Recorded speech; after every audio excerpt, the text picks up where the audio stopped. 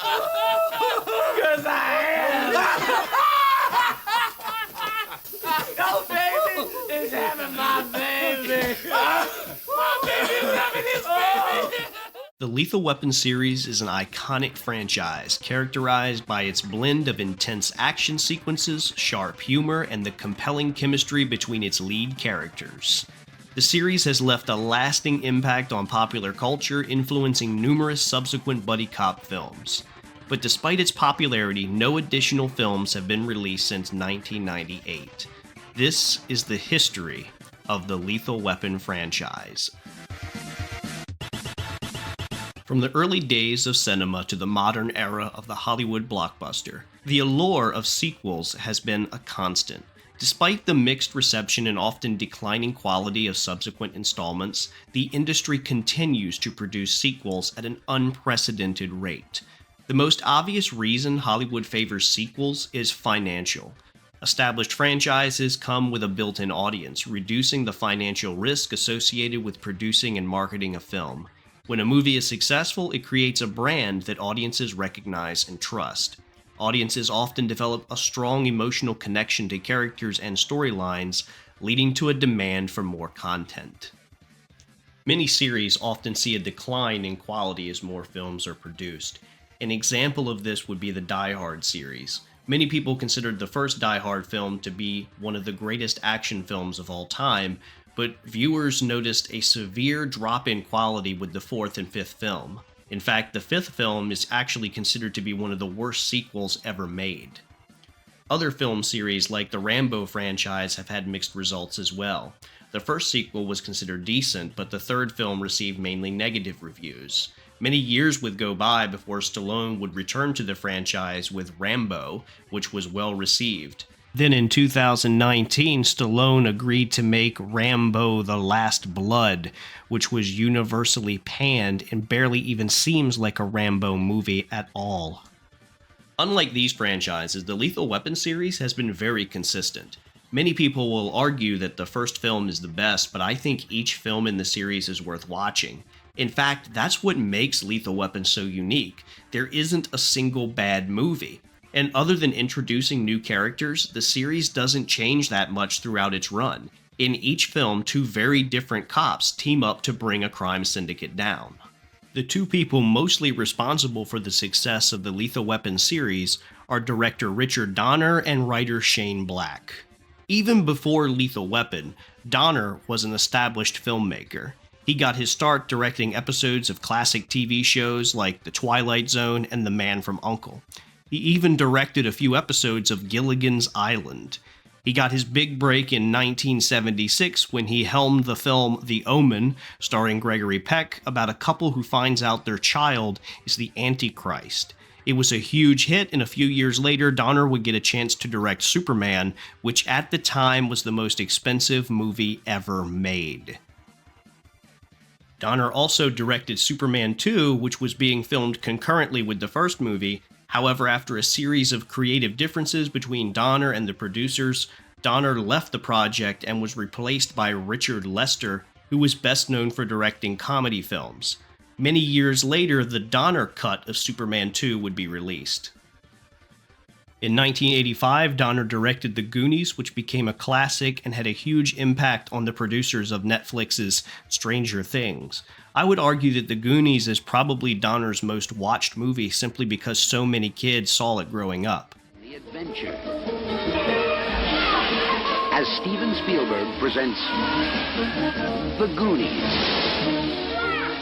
a Richard Donner film. Shane Black, the writer of Lethal Weapon, was almost broke and working at a movie theater when a college friend managed to get him a job rewriting scripts. He wrote the screenplay to Lethal Weapon in just a few weeks and was paid $250,000 for it. Black's original script was much darker and featured less humor and more action sequences.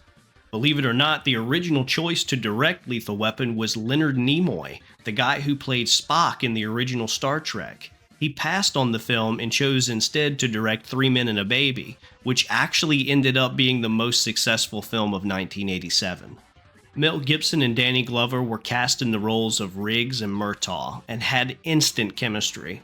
Of his character, Gibson said, "I picture Riggs as an almost Chaplin-esque figure, a guy who doesn't expect anything from life and even toys with the idea of taking his own. He's not like these stalwarts who come down from Mount Olympus and wreak havoc and go away. He's somebody who doesn't look like he's set to go off until he actually does." Glover had just finished working on The Color Purple, which was a very well-received movie, and was looking forward to doing something completely different. He said, "Aside from the chance to work with Mel, which turned out to be pure pleasure, one of the reasons I jumped at this project was the family aspect. The chance to play intricate relationships and subtle humor that exists in every close family group was an intriguing challenge, as was playing a guy turning 50. Murtaugh's a little cranky about his age until everything he loves is threatened. His reawakening parallels Riggs." In the first film, Riggs and Murtaugh bring down a heroin smuggling ring. One of the antagonists, Mr. Joshua, was played by Gary Busey, who had been nominated for an Academy Award in 1978's Buddy Holly story, but had been going through a career slump. To prepare for the film, Glover and Gibson spent time with working LAPD cops, and Gibson received training in Brazilian Jiu-Jitsu from Roaring Gracie, who would later go on to help form the UFC. The film opened on March 6, 1987, and was #1 for 3 straight weeks. Roger Ebert gave the film a perfect score, and Time Magazine's Richard Schickel called it Mad Max meets The Cosby Show. As soon as producers saw how popular the film was, they immediately began planning a sequel. However, this time, Shane Black's role would be a lot more limited. Despite creating the characters and becoming a well-respected screenwriter over the last few years, his original script for Lethal Weapon 2 was considered inappropriate. In that script, Gibson's character is killed off at the end. Disagreements over the direction of the franchise prompted Black to leave. Black would go on to direct Iron Man 3 and the underrated Nice Guys. But Black has said that he considers the unproduced script for Lethal Weapon 2 to be the best thing he has ever written, and has been critical of how the film started to focus more on comedy and less on action. Who is it? Police, open up. How do I know you're the police? After I shoot you through the door, you can examine the bullet. Open up. Lethal Weapon 2 introduced Leo Getz, played by Joe Pesci, as an accountant who was put into protective custody. Pesci would become a fan favorite and appear in subsequent Lethal Weapon films. This movie would become the third biggest film of 1989, beaten only by Batman and Indiana Jones and the Last Crusade. So once again, the crew got together and started working on a third film. I'm cutting away. Snip. See? All done. Rog. Yeah. Grab the cat. Grab the cat.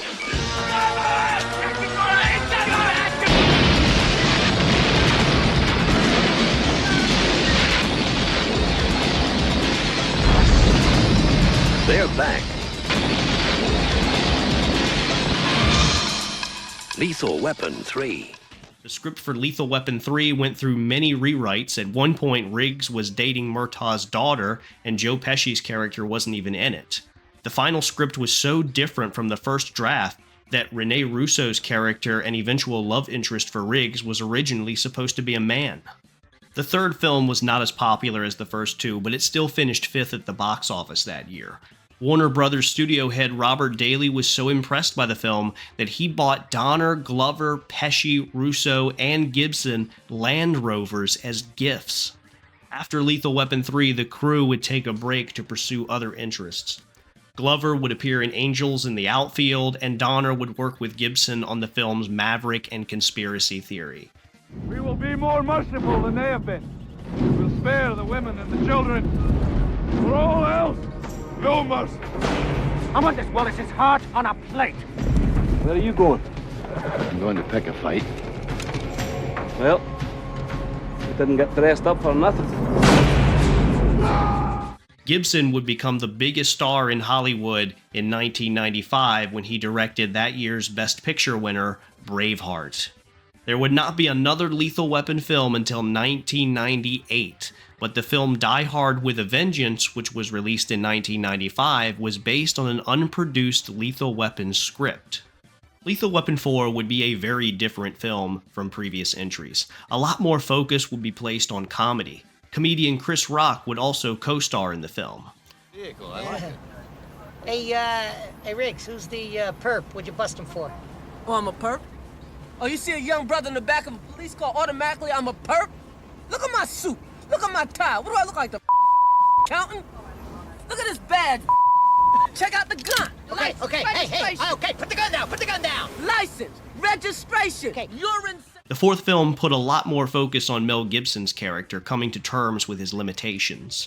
I know this may sound crazy, but Riggs has one of the best arcs of any character to ever appear in a film series. In the first film, he is an unhinged lunatic who doesn't care if he lives or dies, and Murtaugh is the level-headed, experienced cop who keeps him grounded. In the third movie, he falls in love, and in the fourth movie, he is older, gets married, and finds out he's going to be a father. He basically becomes Murtaugh over the course of the 4 films. He even starts to think that he may be getting too old for this shit. I hate to say this. You're getting too old for this shit. Yeah. How about that? Finally. No, but I can't be. I mean, I'm only... Jesus. Yeah, you owe me. Can't beat the clock, Riggs. At the end of the film, Murtaugh and Riggs realize that although they are getting older, they're still capable of doing their job, and together they're able to defeat Jet Li's character. In a way, Lethal Weapon has a powerful message about never accepting that your age can prevent you from doing something. No, I'm gonna will it not to happen. Will it? Yeah. You know, Will it? I'm not too old for this shit. I'm not too old for this. You will it not. We're not too old for this shit. Oh, well, We're not too old for this shit. We're not too old for this Say shit. like you believe it. We're not too old for this shit. Yeah, Hey, yeah. we're not too old for I'm this not gonna shit. buy a hemorrhoid cushion. We're not too old for this shit. Like Lethal Weapon 3, the script for the fourth movie was rewritten multiple times. At one point, the film was supposed to be about terrorists trying to shoot a plane out of the sky that had the Lakers basketball team in it. The film was successful just like the other Lethal Weapon movies, and a fifth film was planned to be released a few years later, but it never came to be. Hey, Chief. I'd like to trade in these flowers for a bag. Oh, I just happen to have that gun. Welcome back to the force, Riggs. Murtaugh! The show It's Always Sunny in Philadelphia has released several episodes where the characters film sequels to Lethal Weapon, and in 2016, Fox launched the Lethal Weapon TV series, but the series only lasted 3 seasons despite receiving good reviews. The main reason why it was canceled was because of both ratings and tensions on the set.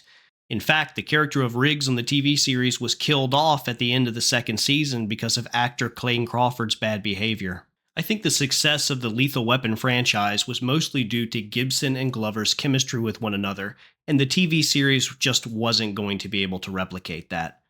Richard Donner died in 2021, but shortly thereafter, Mel Gibson gave an interview where he said that he intended to film one more Lethal Weapon movie as a tribute to Donner, and Gibson said that he would be directing it himself and Glover would also be returning. I'm not sure how I feel about a fifth film. As much as I would love to see Murtaugh and Riggs again, I think the fourth movie had a perfect ending. Riggs accepted his role as a husband and father, and Chris Rock's character was introduced as a younger detective who could carry on their legacy. Thank you for watching, and let me know in the comments how you feel about a new Lethal Weapon movie. That's not true. I said